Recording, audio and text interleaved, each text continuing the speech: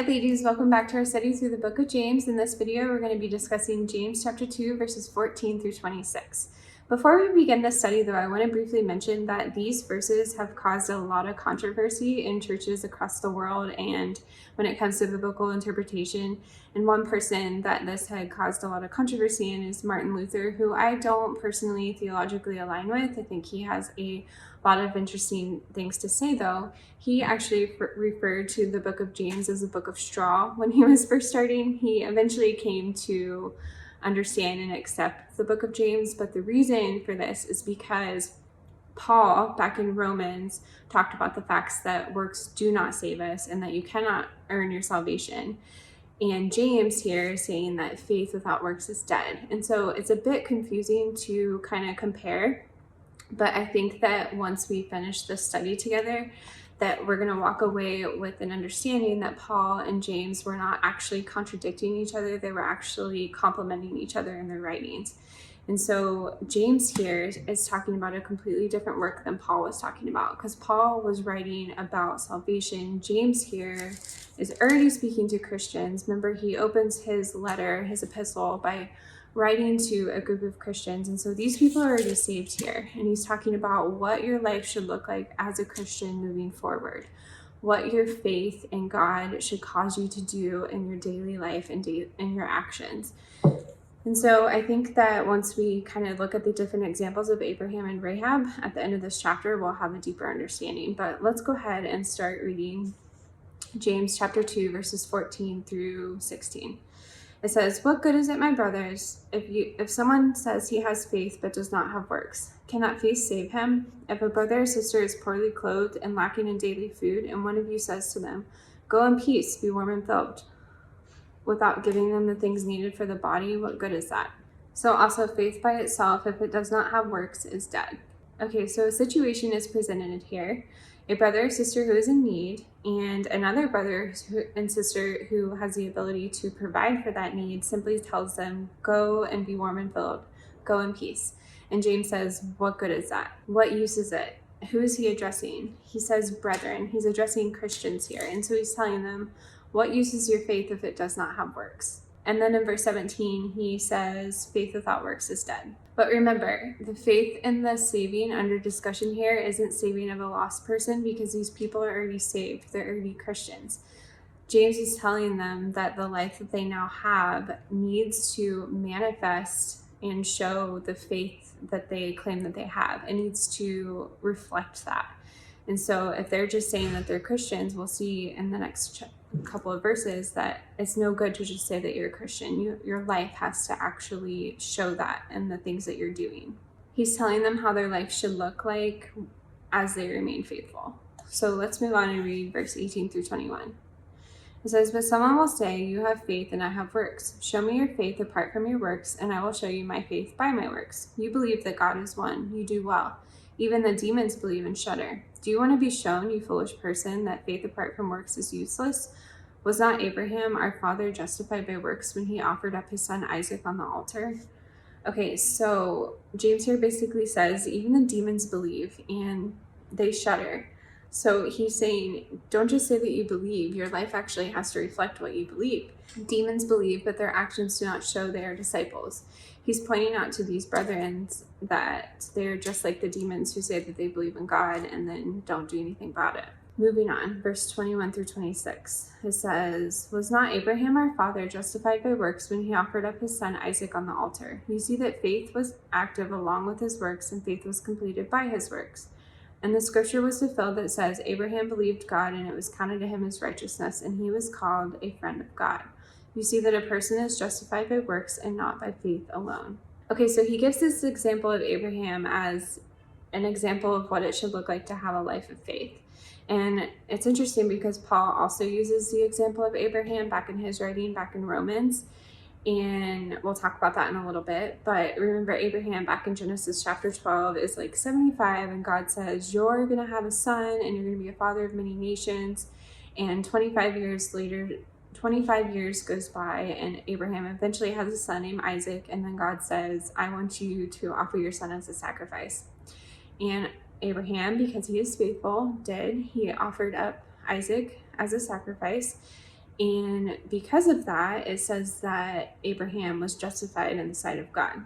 But one thing I think we need to be really careful of is that it was not in that act that Abraham was saved, because if we look at how the events unfolded, Abraham was actually called righteous before that. In Romans chapter 4, Paul is writing about salvation, and he says, "What then shall we say was gained by Abraham, our forefather, according to the flesh? For if Abraham was justified by works, he has something to boast about, but not before God. For what does the scripture say? Abraham believed God, and it was counted to him as righteousness. Now to the one who works, his wages are counted as a gift, but at his due. And to the one who does not work, but believes in him who justifies the ungodly, his faith is counted as righteousness." Let's go back and look at how these events unfolded. In Genesis 22, Abraham offers up his son Isaac as a sacrifice. But it was back in Genesis chapter 15, before Isaac was even born, that Abraham was actually already called righteous. It says Abraham believed God, and it was counted to him as righteousness. Even before the birth of Isaac, Abraham believed in God, and he was righteous. If we're not careful, we might be tempted to think that the fact that Abraham offered up Isaac is what saved him and he earned his salvation. But in fact, the fact that Abraham was already righteous is what caused his actions to flow and then offer up his son as a sacrifice. Our works cannot earn our salvation, but a lack of works can certainly cause us to lose our salvation, and we see that over and over in the scriptures. Paul makes it clear that you do not earn your way to heaven. It is through faith in the work of Jesus on the cross that gets us to heaven. So James here is not discussing how a person becomes a Christian. He's already writing to Christians. Remember how he opens his letter. These people are already Christians. He's simply telling them that your life as a Christian cannot just be empty, and you cannot just be like the demons who say they believe in God. Your life as a Christian needs to resemble one who is walking with God, like Abraham. Abraham was a friend of God because he kept God's commandments and because he served God. So our lives as Christians need to reflect what we say we believe in. A man remains in the right standing with God because he lives out his faith by his works. Okay, so then we have a second example James gives to solidify his point, and it's Rahab. Let's read verse 25 through 26. It says, "And in the same way was not also Rahab the prostitute justified by works when she received the messengers and sent them out by another way? For as the body apart from the spirit is dead, so also faith apart from works is dead." So you read about Rahab back in Joshua chapter 2, and it says there that she had heard about God and the things that he was doing. And because of that, because of her belief in God, she chose to save the spies. And as a result, she was justified in the things that she did. She believed in God's power and in his army, and because of her faith, her actions followed. That is faith in action, and that is faith that we want to have as Christian women. Before we close, I want to talk about the beautiful examples that we have in these two, and it's completely wild to me that God used Abraham and he used Rahab as an example, because how completely different are they? Abraham, I can kind of understand, but Rahab, a prostitute, it's wild to me that she was used as an example in faith. And I think that the way Gary Holloway, who's a commentator, who I don't know all of his beliefs, but I do know that I love the way that he wrote this. I think it's absolutely beautiful. He says, "Of all the Old Testament examples he could have chosen, why pick Rahab? The answer may lie in the previous warnings on favoritism. Christians are not to prefer rich to poor. So James gives both the example of rich Abraham and despised prostitute Rahab as an example of faith." So I love these two examples. I think that they are wonderful examples that each of us can look to. If we can identify with mighty Abraham, surely we can identify with lowly Rahab.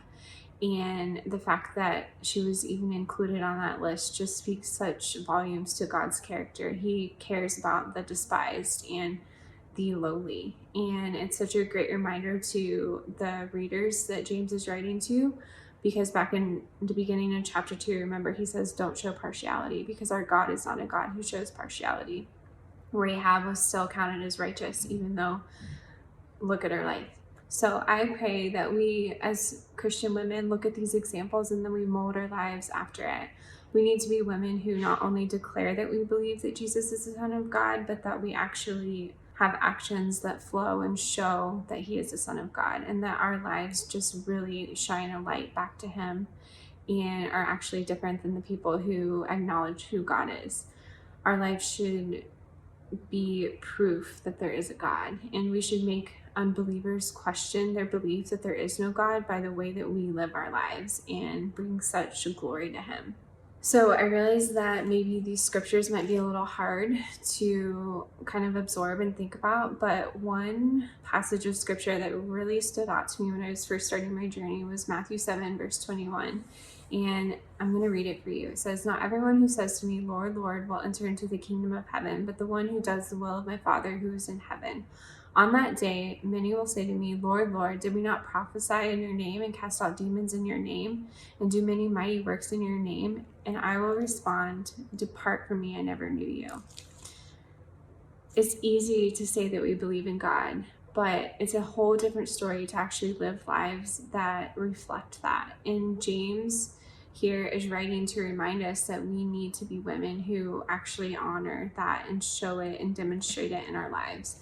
And so I'm hopefully calling women up to a higher standard of living, not just saying that they believe in Jesus because that's easy, but actually living it out and showing it. Because at the end of the day, when judgment day comes, we're each going to be judged on our own accord. And so I just want to really encourage you to really dig deep and say, am I being a woman who has a faith like the one that James is writing about? Because only you can answer that. I can't answer that for you. We just need to be women who intertwine our faith and belief. So I'm excited that we made it through chapter 2, and hopefully you'll turn in for chapter 3. And don't forget to join our refined group in the comment section where we have discussions midweek and then prayer at the end of the week. And I moved these studies to every other week instead of every week just to give people more time because I know that life is busy. But I'm excited to see you next time. Bye.